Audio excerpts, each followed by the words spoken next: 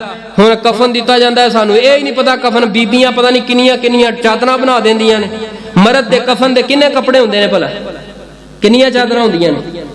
किनिया तीन ये ते कमीज भी पवा देंदे ने सिर ते टोपी भी पवा देंदे ने गल अंदर सी के ना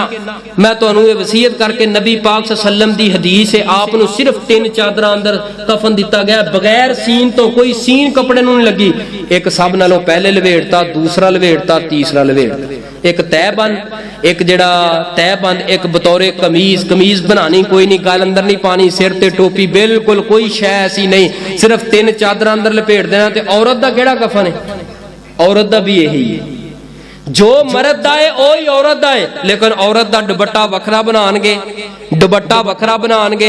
और सकाफ वखरा बनाणगे दुपट्टा वखरा सकाफ वखरा फिर हत्थां दे दस्ताने वखरे पंज पंज चादरां वखरियां ते इस तो इलावा पता नहीं किनियां चीज़ां बना देंदियां ने प्यारेओ ना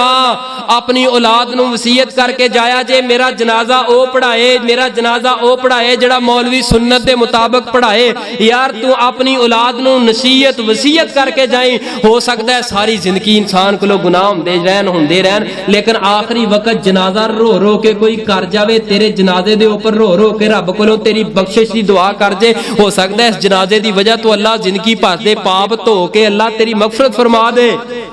अपनी औलाद नूं धीआं नूं पुत्तां नूं वसीयत करके जाया जे तुसा अपनी जिंदगी अंदर वसीयत करके जाया जे यार मेरा जनाजा ओ पढ़ाए जिहड़ा जहरी जनाजा रज के दुआवां पढ़े रो रो के रब कोलों मंगे मेरे वास्ते बख्शिश मंगे और वसीयत करके जाया जे मेरा कफन दिया जे सुन्नत दे मुताबिक तीन चादरां अंदर तिना तो वध ना दिया जे मेरे कपड़े नूं सलाइयां ना लाया जे सिर्फ तीन चादर अंदर कफन दे दिया जे अल्लाह दी कसमें कफन 10 चादर अंदर दे दे बख्शिश कोई नहीं अगर तेरी जिंदगी अंदर इस्लाम दे ऊपर अमल ना रहा आमनु दुखुलू फिस्सिल्मि काफा ए ईमान वालों सर तो लेके कदमा तक इस्लाम अंदर दीन अंदर दाखिल हो जाओ।